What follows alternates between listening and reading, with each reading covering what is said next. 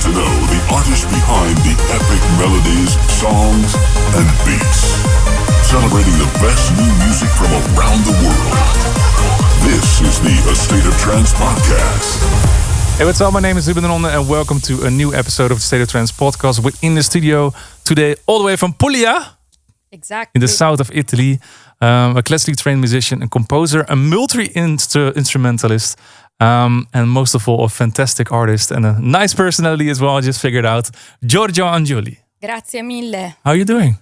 All good, thank you. Did I pronounce your name in the right way? Is it Giorgia Angiuli? Yeah, the best pronounce ever. Really? Thank you for the effort. I know it's difficult to say, but you made it great. It happens, one of the things is that why I know how to pronounce it is that I practice with Giuseppe Ottaviani a lot. So but you should say Giuseppe. No? Giuseppe. So I've been bravissimo. saying it a long. I need to apologize to Yeah. Giuseppe. Lovely artist. I love. Big fan of his music. Yeah, he's doing fantastic right now. But we're not here to talk about him. We're here to talk about you. Yeah. So I would love to go into some details about your career, your journey so far, and the journey that you're going to go ahead in the future. So if I did my research right, you can correct me if I'm wrong. You started in 2013 with a residency. That means that you were already DJing before 2013. Could you tell us what made you fall in love with dance music? So to be honest, maybe I will disappoint you, but I've never played as a DJ in my life. No, okay. I even don't know how to use the CDJ. So I started always playing, I played always live set, my own tracks. And I grew up in a family of musicians. So I studied classical, then I played new metal and then electronic music. I signed on the label of Ellen Ellion. So this was the beginning with B-Pitch Control.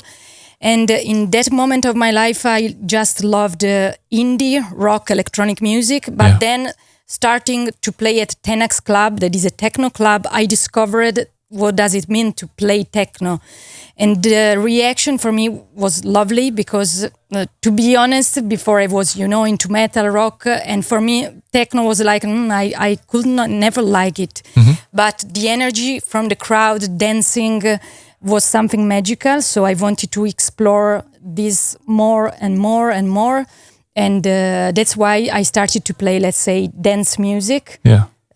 So before that, before you got in contact with 10X Club, you were doing classical music or you were doing rock and stuff like that? Yes, I did my very first concert when I was 10 years old. I studied classical guitar. Yeah. And then I loved metal, hardcore, new metal, but my family didn't agree. So I used to do hidden shows, and when they found my first electrical guitar, they were complaining a lot. Really? I loved the Jackson, the very aggressive. Yeah. So I used to be a rebel, but I'm very grateful also for the classical education that I received. In that time, I was complaining. For me, it was very boring, but right now I really love classical music. It's the foundation of everything, I guess. It helps a lot, especially for the arrangement. I feel that I'm faster, so it's something that right now I'm grateful, to be honest. So tell us, you did secret shows. How does that come about? How do you do a secret show? How do you prepare or how do you practice?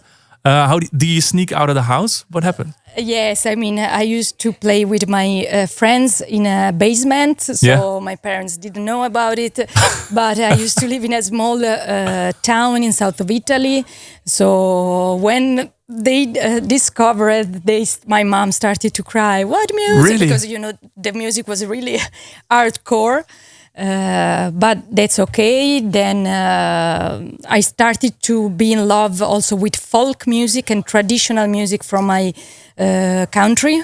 And then Kid A from Radiohead maybe was the beginning for me of electronic music. I was like, wow, I love this style. And of course Björk, and then Apparat, Telephone Tel Aviv. And then I arrived to discover, of course, Armin van Buuren. But Armin, for me, is something completely different because it's not only about the music, but his attitude, his behavior. For me, I think Armin and Carl Cox maybe are the best artists in the scene for what they share. Excitement, authenticity, and they are humble and you can feel their passion. So these guys are sort of role models to you as well? yes, Yeah. and it's not about only the music, but the intentions. And I think the message that they deliver, you can just, when I see the eyes of Armin in the videos, I have goosebumps, you know, because he's able to share his passion in such an authentic way. And this is something that I feel. Yeah, that's amazing. I want to jump back a little bit again, because you already said that you loved the music like Radiohead, and the more, how do you say it? It's more IDM than EDM, like very intelligent and sophisticated music, I would say. And then you started discovering that music, but then you decided also to start making electronic music as well. So you stepped away from the guitar parts. And how was the step to go from playing live instruments to making music like that? So I just bought Ableton and a very cheap sound card. Yeah. And I was shocked by, wow, I am alone with a computer. I can create an orchestra. Yeah. So that was the feeling that made me feel, oh, wow, I want to learn more and more.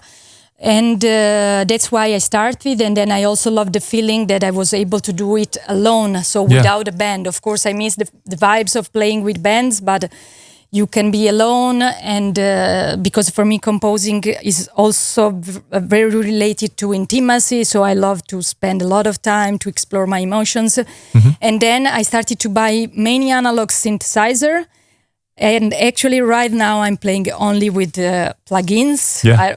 I changed a lot. In the last year, I will say I'm in love with digital. So, you know, before it was like, no, only analog. Only analog, because that's the only real music. Exactly. That's probably the way you were brought up, maybe. That's analog gear is only the way forward, I guess. True. But everything, there's so much in the box that you can use. There's no limits in what you're doing, I guess. Exactly.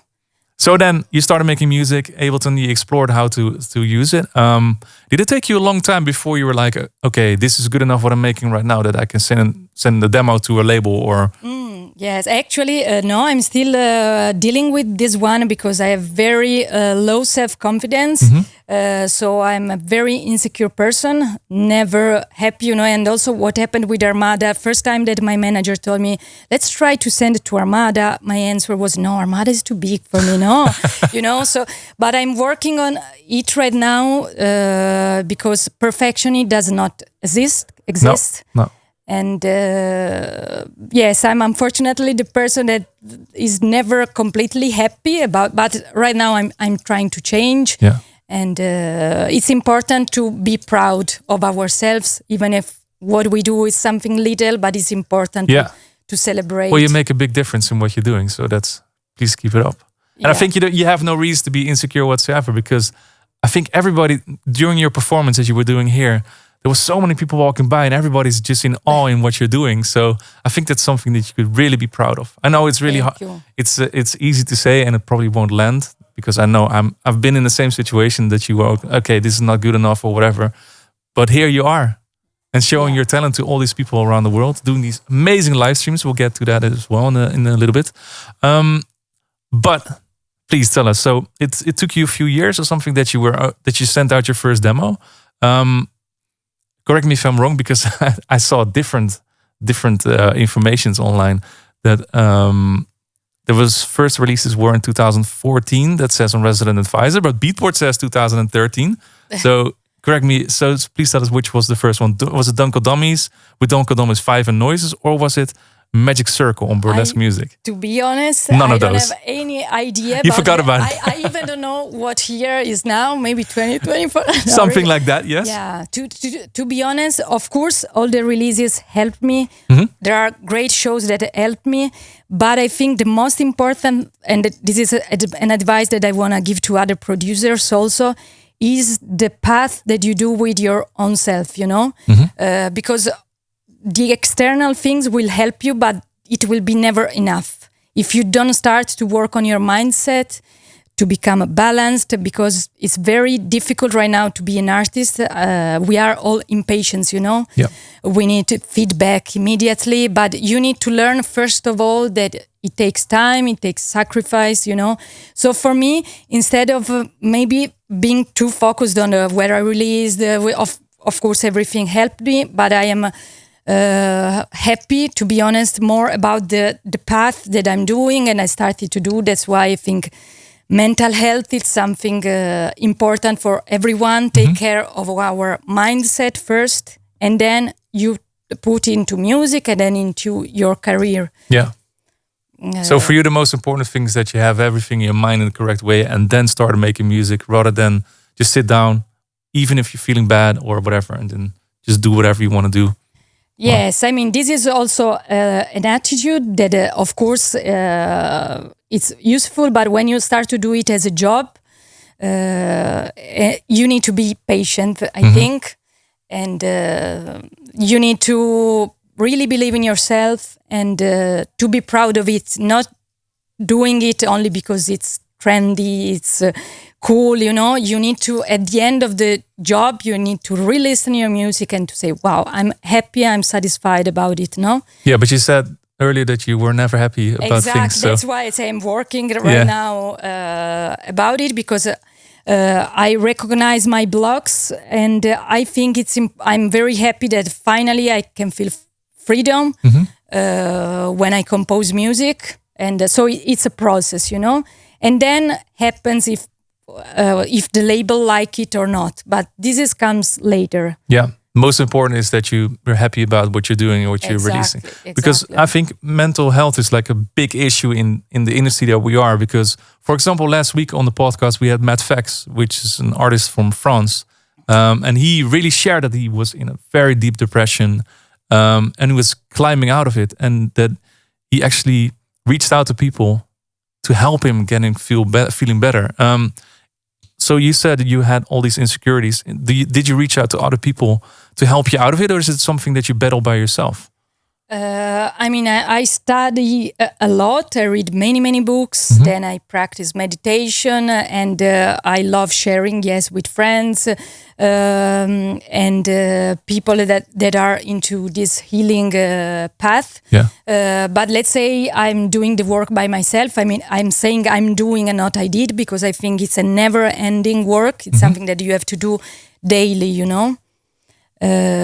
So let's say on a daily basis, what do you do to make sure that your mind stays clear? Yeah, I start and I end with gratitude, first of all. I think it's important to be grateful for what we have. So you start your day with saying, I'm grateful for this and this and this. But I say it in Italian. Grazie mille. Grazie mille, that sounds so much better. I'm joking. And then I try to do a bit of a breathing exercise, you know. And the most important thing is for artists, I think, to see the happiness as a vortex. It means if some other artist is doing something good, be happy for himself or himself. This is something great that will help you also to avoid the terrible feeling of envy and competition, you know. I think happiness is something amazing because it helps us to release dopamine, you know. So imagine doing it for yourself, but also for the other people around you. Yeah. And also when you see something beautiful in another artist, you need to tell him, you know. Yeah. I think that's a very, very good thing that you say, because I feel that's something that really hardly happens. But I know a lot of artists cannot be happy for other artists. I really, if I see my friends succeed, I get really happy for them and I wish them all the best. But then sometimes a lineup would come out, a billing or a timetable, and then it gets in your mind. You're like, oh, I should have taken that spot, or I should have pushed that, or I should have taken that lineup, and why am I not playing? I know. It's so very complicated. How do you turn? Because I'm pretty sure a lot of people that are listening will get in that situation, because a lot of aspiring DJs and producers. How do you make sure that you turn those emotions from negative into positive? You can. I love right now this verb that is embodiment. Yeah. So you start reading about this topic, but then you still think, okay, it's a nice topic, but I don't feel in my body. Yeah. When you start to practice it, you feel in your body. So if you visualize and you feel the happiness in your body, you will feel it. The breath change, everything change. So you need to practice and to do exercise, and at the end, finally feeling it. I mean, to be honest, maybe I'm lucky because I never had this envy feeling, because it's something really bad in my opinion, because it's toxic, It's very toxic, yeah. So luckily I didn't feel this, maybe because I also grew up with my brothers, with the bands, so we were always sharing good moments. And I also really like critics when they are helping me to improve myself, but we can practice, and we practice this no attachment, feelings, that you are not attached to anything. I like to say connected to everything, attached to nothing. That means also for yourself, if you get a good news or a good shows, it's temporary. So you can be happy, but it's something that it's just temporary. You cannot grab it. You cannot hold on to it. So don't be attached. Just let it flow and trust the hours and trust life. That's amazing. You've done a lot of studying, I guess, in these kind of situations, because I guess that's very helpful, because, like I said, an artist's life is like what people see on social medias, and it's not really a right reflection of how it actually is. You travel a lot. I can imagine that you're setting up everything, and it's a lot of stress also to make sure that everything is working and whatnot. So I can only imagine that that you have to study actually to make sure that you stay how you are doing right now, I guess.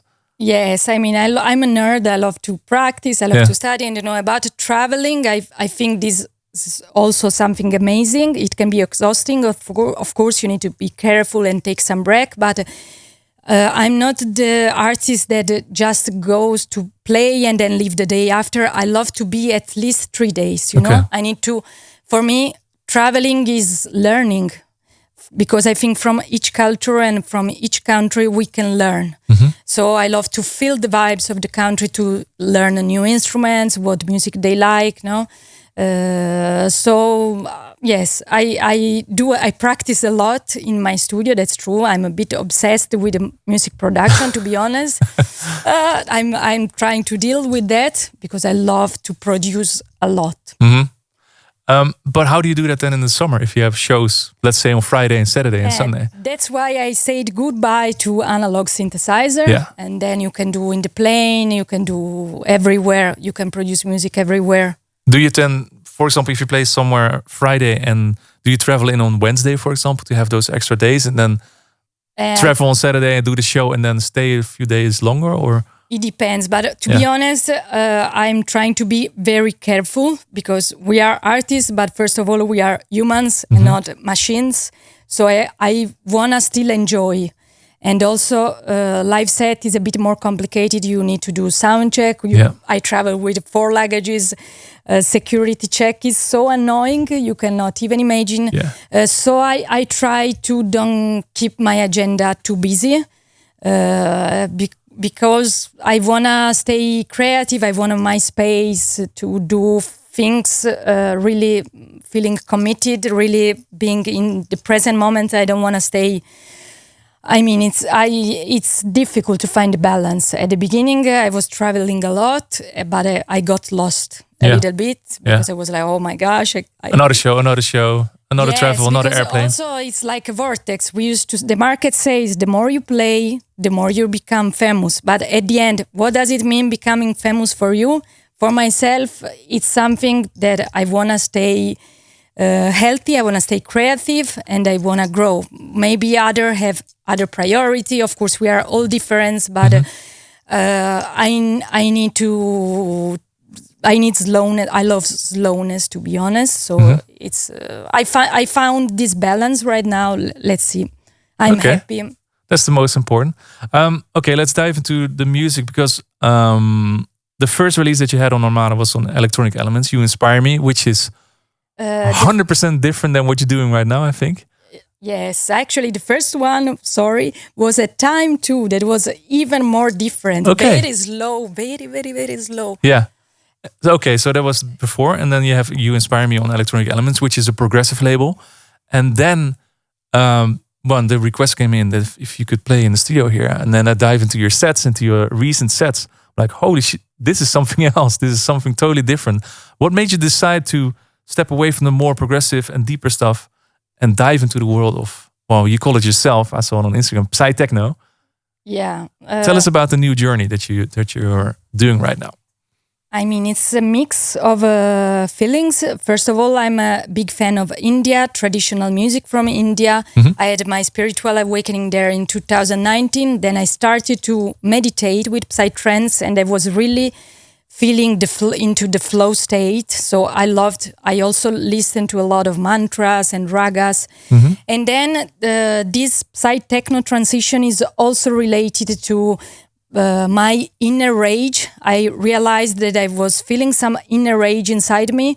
That's why I was not able to play faster and harder, because psy-trance is melodic. I love melodies, but it's also very fast, you know. I was playing at 124 BPM. Now I'm playing at 150. So it's very different. So because composing music for me is also like therapy, I realized now I need this. I need to play faster and harder, and I need to feel free. Because I was working on this psychology process called reparenting. It means you become the parent of yourself. So I wanted to stay far from the prejudice from my family that was complaining about music that was not classical and non jazz. So I started to say I liked the idea of playing harder and faster. Plus, psy-trance is very special to me because it's a mix between spirituality and the groove, you know? Yeah, so it started out as a rebellion. Exactly. Taking into a therapy. Exactly. Rebellion became therapy, basically. Exactly. And I'm very happy that I just released the music on the label of Indira Paganotto. I will release other tracks because I love what she did and what she's doing. You know, she was the first one playing psy-trance into techno scene. That's true, yeah. And I remember seeing her play. I think it was a Dream State that she played, and I was like, people are calling it techno, but it's really psy-trance. Exactly. It's like the really, how do you say it? It's not. It's like the root of psy-trance almost. Like it's pounding, it's hard, and it's a lot of acid. Exactly. And I love this hybrid, to be honest, right now. First of all, labeling things makes me feel always anxious. Yeah. You know, I really don't care. At the but end, people love to label. I don't know why. Yeah. Because they need security, you know. But music is all about freedom, and that's why I love what Indira did, and also Charlotte David. That is a mix, you know. It's if we need to give security to people, let's say psy-techno, but it's whatever. Yeah, exactly. It's good music. That's the most important thing out of everything, I guess. I already said you did some amazing YouTube videos. The one I watched was Elro, and also the Megastructures at the Ultra this year. Is it something you're gonna do more in the future as well? Make sure that, because all of those sets had so much new music. How do you do that? As I was telling you before, I'm a bit obsessed. Obsessed with making music. Just a little bit, yeah. So yes, of course, I'm a very shy person. Also, for me, being here today was a big challenge. Yeah. Because if it's about playing music, I don't care. But when there are cameras, you know, I feel a bit overwhelmed. But those stages are massive. I know, but there are the people. To be honest, about Ultra Miami, I didn't know that they were recording. Okay. So I felt completely relaxed. Then I finished my set, and my friends were writing me, I saw you set. I saw you. Well, wait a minute, no. But luckily, so at the end, I avoided that anxiety. And yes, I realized it's very important to record video because people need to watch. So I should work on this a bit more. I'm lazy. I will try to do more. Well, I guess the most important thing that you're doing is making music. That's where everything starts. I think a video is less important than making music. That's how I see it. I think. Now let's talk about the live set that you did, because I've never been so fascinated by someone in the studio as you have been, because you brought in, first of all, synthesizers, drum pads, but also some stuffed animals, some flutes. Yes, exactly. Well, please show us a little bit something, maybe on how it works, or. I have the frog. Let's take the frog. Yeah. So because you took out the frog while you were playing, I was like, okay, what is she doing right now? The frog is saying frog. you hello. Actually, it's like, let's say, a theremin. And the frog, when I move the mouth, I can change the pitch. Yeah. So the notes, higher note or lower notes. And then I have this Orba Artiphone that you can. It's Bluetooth. Right now, I love playing with Bluetooth instruments because you don't have cables, so you feel much more freedom. And this you can play as violin. I let you listen now. Wow. And then, it's MIDI, so of course you can add all the sounds that you want from the computer. Then here I have another one, Orba, the small one. Some you percussion. Can do, yeah, exactly. And yes, to be honest, I love always to change because my setup, I like to have fun, so I need to discover always new things. And actually right now I'm really in love with the Middle Eastern traditional instruments. Of course, they are big, so I was not able to carry anything here, but I really love the santur from Iran or ang drum. Yes, I have many instruments, and right now I really like the Middle East vibes also. But when you see one of these stuffed animals, you're like, hey, I could use this in my setup. Or even you have a pistol. Yeah, the gun, yes. But how do you come up with it that you're like, okay, this makes sound so I can use it in my music? Yes, I started to collect toys many years ago. Yeah. And then I started, I don't know, because it was fun. And about the gun, actually, I'm bringing it since the very first live set. Yeah. Sometimes my fans give me new guns, so I change it often. But for me, it's just a message behind the gun that we don't need to weapons. Music as a weapons, because the gun is a weapon, but not to deliver violence, So that's a message behind it. But otherwise, I love, I don't know, sometimes I get random stuff from my fans and I just want to change them, want to play them. I do a bit of circuit bending, so I have many, many things. So your studio must be very proper and totally clean, 100% clean. Not really. Well, at least it makes good music, so that's the most important thing out of everything.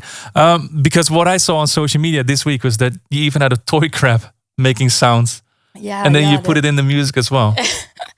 Yes, when I saw this crab at the shop, I said, wow, I want to try to make a drum with that, But I use them because I think it's also related to the inner child. It's also always a good reminder, no? Yeah. To take care and to hug ourselves. So it's always good, I think, to take care of our inner child that sometimes got wounds. So it's just a reminder. Is it also that you have such a big cap collection? Many. I have many caps, many toys, many instruments.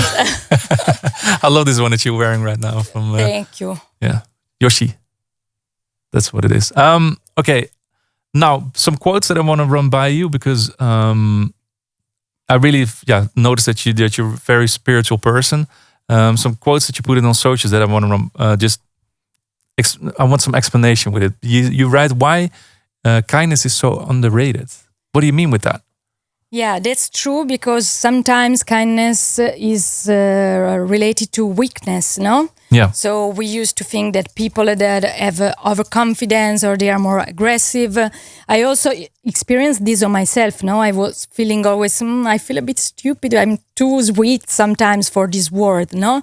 That's why I used to say I feel Japanese, no? Because Japanese people are very kind in some ways. So I think kindness, it's something that is very underrated, and actually it's proved scientifically that kindness can increase our levels of dopamine and oxytocin.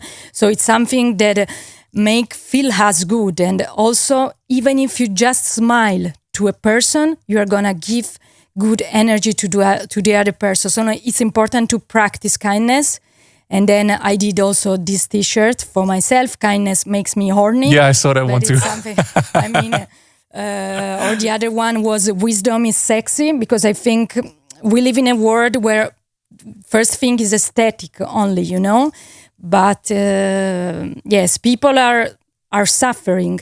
That's the truth. Yeah. And unfortunately, they become more frustrated and more aggressive. That's why we need to rediscover these values. Yeah. Do you feel it's your responsibility that you have to tell people these kind of things because you have such a big following, and especially on social media, it's the most unkind place on the planet. Oh, yeah. I know. I mean, I started spontaneously. At the beginning, to be honest, I was feeling shy to share these things about me. So I was saying, no, maybe I need to be more aggressive. I need to look. Then I simply started to share, and my fans were writing me many messages. They are still doing it to say thanks.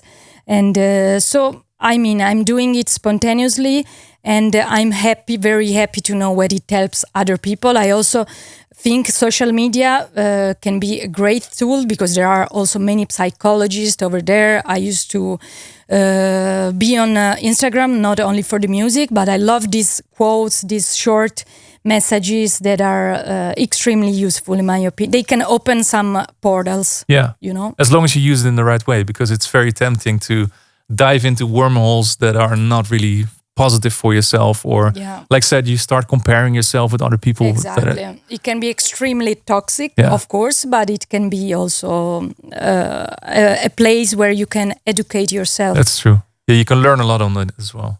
I just wish that people would really realize that you can actually learn it as a positive thing as well, instead of just going on there and just say things that can be mean or out of context or whatsoever. True. Yeah. The next one is why ego is the enemy. Yeah, exactly.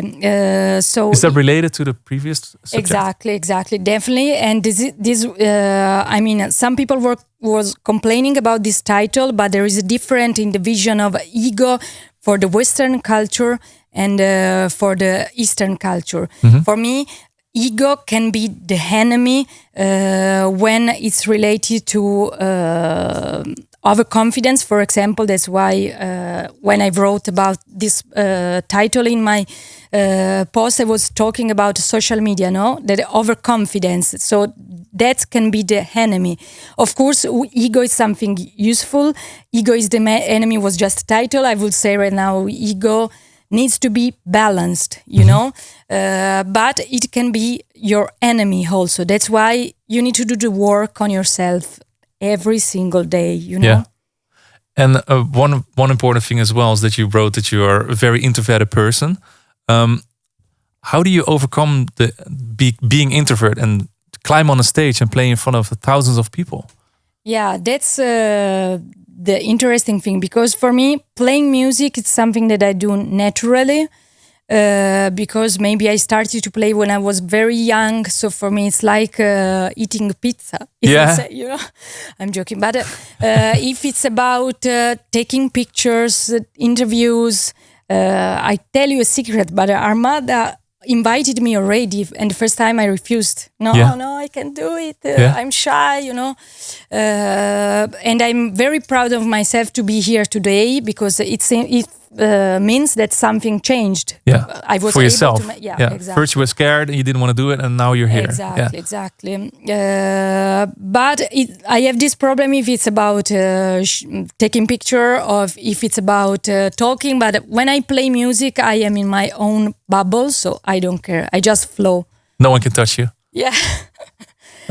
Well, you have no reason to be scared about anything, because, like I said, your music is fantastic, your performance is great, and all these videos are fantastic as well. So I think you're doing a good job.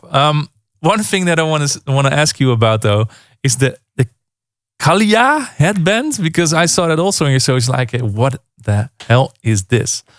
Yes, I started to study about anxiety. Mm-hmm. So I started to heal myself, feeling to solfeggio frequencies and binaural beats. What does this mean, that you heal yourself with frequencies? I try to explain. So I was feeling anxiety during the pandemic. I mean, I think everyone was feeling the same. Yeah. And even if I am a musician and I grew up in a family of musicians, I never thought about the power of music and sounds as healing tool, you know. I was okay. Then I started randomly to play a playlist on Spotify of this relaxing music. And after 3 days, I was feeling really better. So I became curious and I wanted to study. I did an online course of music therapy and sound therapy. And then I started to compose by myself, sharing this music with my friends. And they were saying, wow, I feel better, you know. So it's music produced in certain frequencies that create a certain, how do you say it?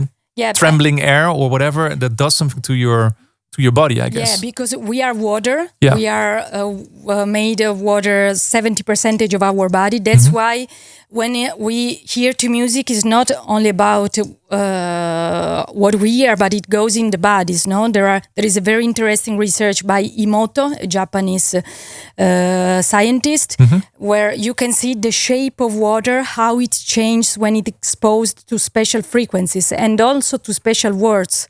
Because also words are vibrations. So when you say kind words, the shape of water is harmonious. When you say bad words, the shape is of really? water. Yeah, that's super interesting. So I started from this, and then I say, wow. And that's also the thing. Music is still so underrated because I think, in my opinion, it's something that we cannot see. Yeah.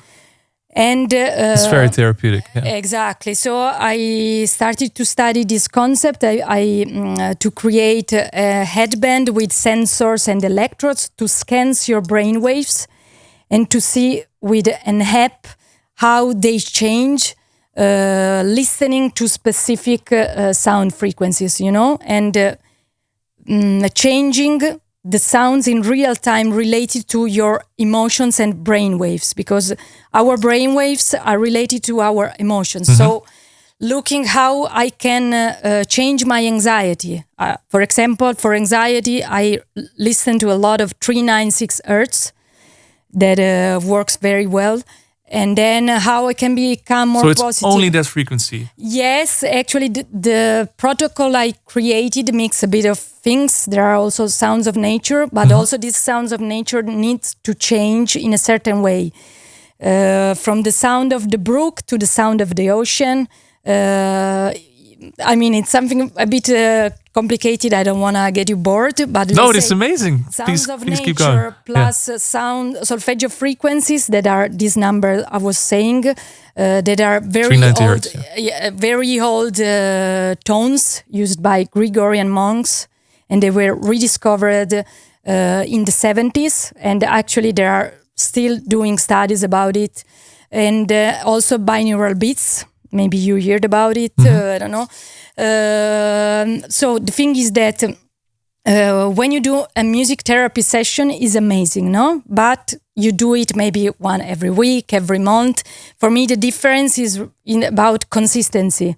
So you need to, if you start, I listen to these sounds really minimum 20 minutes every day. And I noticed the difference. For example, I was having many panic attacks, and then of course, the sound is just a path. I don't want to say it's a miracle, you know, but it's something. Then breathing consciously. I love that Armin titled Breathe In. It's something so important, you know. The breath is... it's very powerful. Exactly. But of course, music can heal. We know this since years. And my dream right now, I'm working with some students and researchers to prove that also a party, a rave can be an healing experience, because consciousness and music can dialogue very well together, and you can alterate your state of consciousness just listening to music and dancing, actually and rave. Doing it together. Exactly. In harmony. Exactly, because festivals are places where there is no room for hate, for racism, so there is a love feeling that keep us united. And this is where the ego goes a bit down, you know, because there is this feeling of unity. So my dream is to prove also that from a scientific point of view, maybe hopefully I will do my first concert with a headband. It means with sensors and electrodes with a neuroscientist in the next summer. Let's see, because it's something that takes a lot of time. You need to collect data to do And when it's about electronic music, they always try to say, no, it's just for people that take drugs, you know. But there's so much more. Exactly. It's just what you say, the unity. I really feel that, especially on the trance festivals as well. You can see that people are really vibing together. And sometimes you probably notice as well, if you play a certain gig, there's so much emotion happening on the dance floor that it really touches you. So music is so powerful. Yeah, and trance is something magical. Psy-trance and trance, but the choice of trance, the progressions. I cannot say anything now, but because I'm just starting to study deeply. But I think these, especially two musical styles, have something really related to the love frequency. You know, because the vibration are higher with trance music and psy-trance. Is it something that you take along in your productions as well? That you know, okay, I want to make a song that it's really focusing on the 390 hertz, for example. Yes, yeah. I mean, I do these things just first of all for myself, to heal myself, and then of course I'm including in my new track also mantras. There are books that explain that singing mantras, listening to mantra has healing effects. That's why I'm starting to include them. And yes, 396.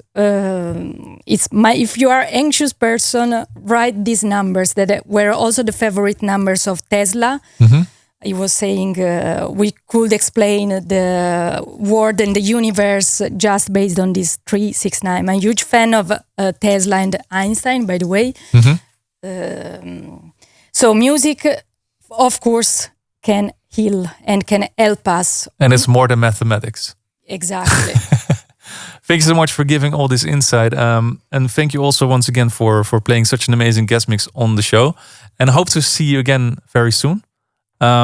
Is there anything last thing you want to say? Maybe something you want to share that people need to check out? Certain research or something you want to share? Just try to be happy and to breath consciously. With consciousness, you know.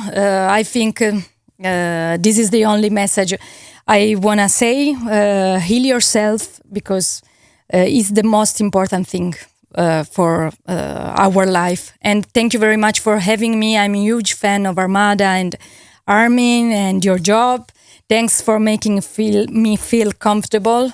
I made it, so I'm happy. Yeah, you can be proud of yourself. Yes, because we are. And you can be proud that you said Giorgia Angiuli correctly. So I'll take that away from you. Thank you. Thank you for being so kind. And I think that's one of the messages that we give you at the end of this podcast is do something kind every day and you feel so much better. That's so true. Thank you for tuning into this podcast. Next time we're going to be here in the studio with Laura van Dam. See you then. Bye-bye. Thank you for tuning in. Check all previous episodes on YouTube or your favorite podcast portal.